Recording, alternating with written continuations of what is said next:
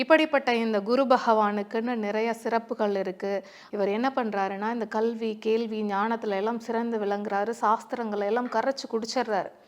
இதெல்லாம் சிவபெருமான் அங்கேருந்து பார்த்துக்கிட்டே இருக்காரு. இவருக்கு ஒரு ஆசை வருது. இந்த நவகிரகங்களில் ஒருத்தராக நம்ம இடம் பிடிக்கணும் அப்படின்னு சொல்லிட்டு சிவனை நோக்கி ரொம்ப கடுமையான தவம் இருக்கார். அப்படி தவம் இருக்கிற பட்சத்தில் வருடங்களை கடந்து பக்தனோட தவத்தை மெச்சு கேட்குறாரு, அப்பா உனக்கு என்னப்பா வேணும் அப்படின்னு.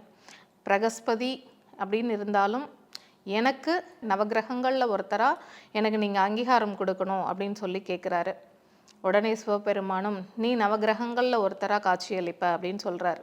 அப்படிப்பட்ட குரு அப்படிங்கிறவர் தான் நம்ம பிரகஸ்பதி அப்படிங்கிற பெயரோடையும் அழைக்கிறோம். அது ஏன் அப்படின்னா தேவர்களுக்கே இவர் குரு.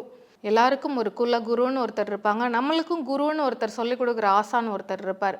அப்படி தேவர்களுக்கெல்லாம் குருவாக விளங்குறவர் தான் இந்த பிரகஸ்பதி. அதனால தான் இவருக்கு இப்படிப்பட்ட ஒரு பெயர். அது மட்டும் இல்லாமல் இவருக்கு ரொம்ப பிடிச்ச திசை அப்படின்னு பார்த்தோன்னா